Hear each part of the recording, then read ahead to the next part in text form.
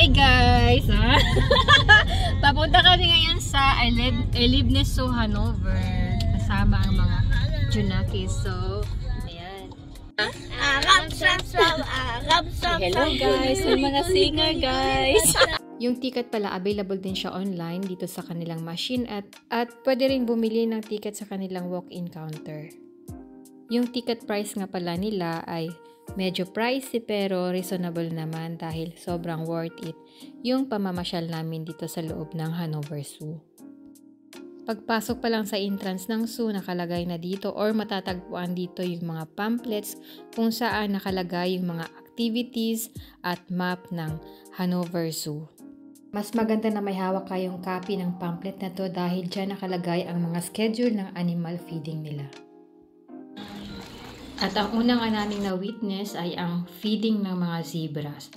Pinapaliwanag din nila kung ano lang yung mga pagkain na kinakain ng mga zebra. Sa Zambezi, dito matatagpuan din ang kanilang boat tour. Nandito rin ang kanilang pelican at flamingos. Hindi ganun kadami yung mga pelicans nila pero yung flamingos ang dami at ang ganda ng kulay. Meron din silang magandang rock formations dito kung saan matatagpuan naman ang mga hippopotamus. Isa nga pala sa pinakamagandang na experience namin dito sa Hanover Zoo ang kanilang boat tour. Medyo mahaba yung pila pero medyo mabilis naman at meron silang area kung saan pwedeng iiwan yung mga gamit tulad ng baby stroller. Habang naghihintay, may mga interesting animals din na makikita dito guys. Ito sila, ang cute!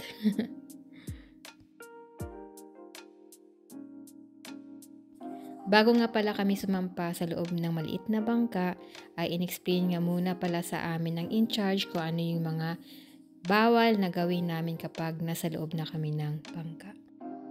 Sobrang ganda ng view dito guys, lalo na yung mga flamingos. Ang likot ng anak ko dito, gusto niyang bumaba. Parang may balak yata na mag-swimming. Ito ulit ang mga hippopotamus and nadaanan rin namin yung iba pang mga animals like giraffe.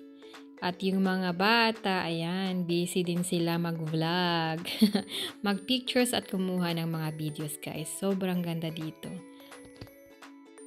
And I'm sure nag-enjoy din talaga sila. Pwede nga pala kayong umulit-ulit na sumakay ng kanilang boat. Yun nga lang, medyo mahaba yung pila.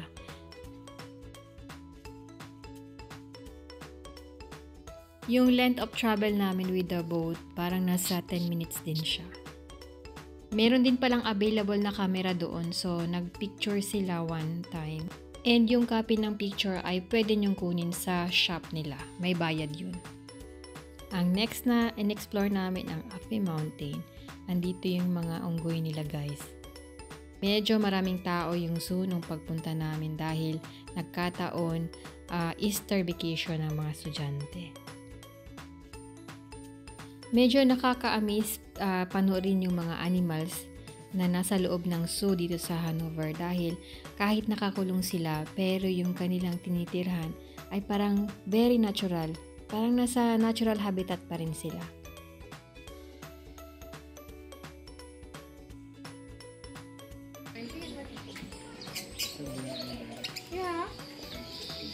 Isa din sa mga highlights dito sa Hanover Zoo ang kanilang mga gorillas. Sobrang laki. First time ko talaga makakita ng gorilla na grabe, napakalaki niya guys. And madami sila sa loob ha, hindi lang masyado halata dahil medyo madilim. Wala masyadong sunshine or against the light yung pagkuha ko ng video. Isa din sa maganda dito sa Hanover Zoo ang napakaraming activities for the kids talaga, sobra. Nagkaroon din kami ng chance na makita kung paano pakainin ang mga giraffes. May mga lions din sila pero nung dumaan kami ay nakahilata so hindi masyado makita. Ito yung kanilang mga Madagascar animals. Sobrang cute ng mga to. Ang lilikot.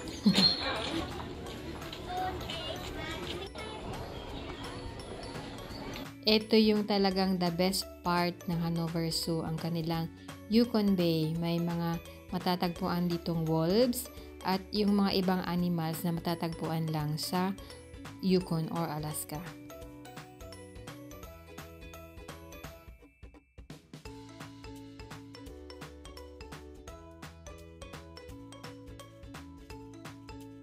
Hello Hi guys! guys! Andito kami ngayon sa Yukon. We arrived safely here.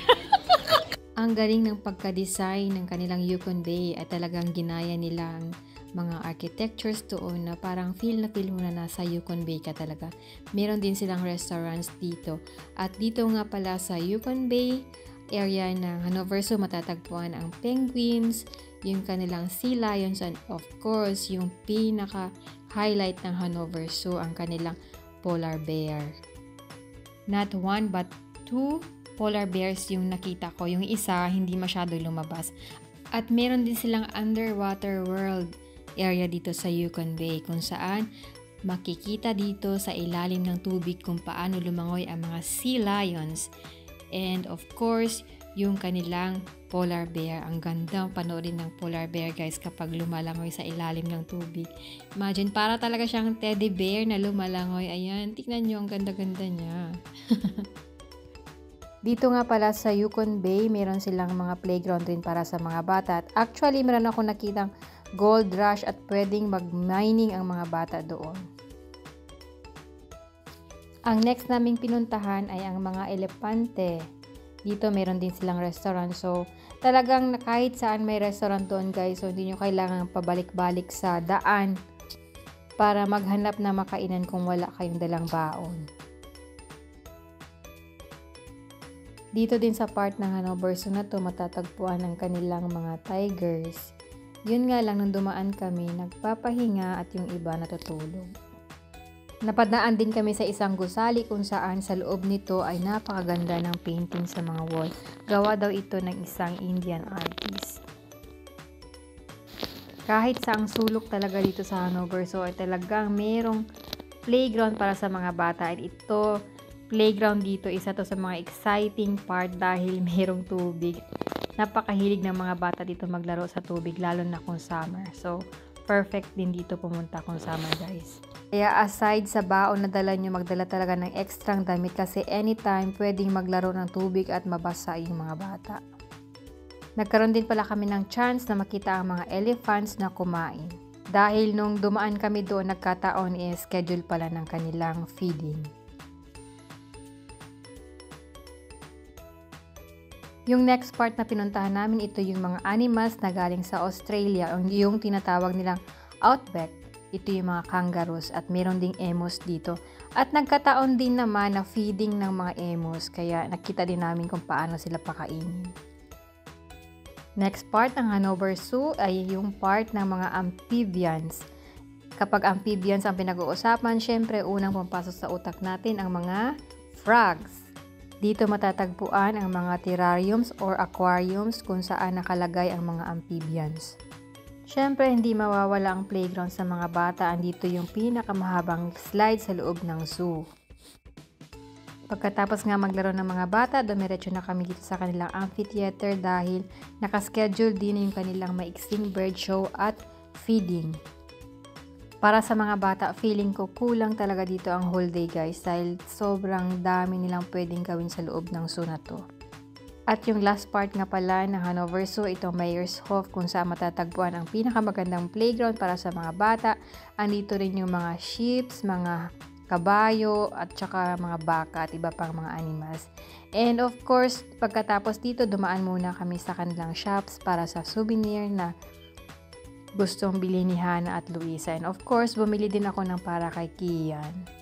So, yun lang guys. Highly recommended talaga itong Hanover Zoo lalo na sa may mga anak. Kung nasa Hanover kayo or malapit sa Hanover at hindi pa nakapunta sa Hanover Zoo, puntahan nyo na guys. Talagang super sulit ng pagpunta dito. At saka, mas recommended ko na bumili kayo ng ticket online. Yun lang guys. Thank you for watching. Bye!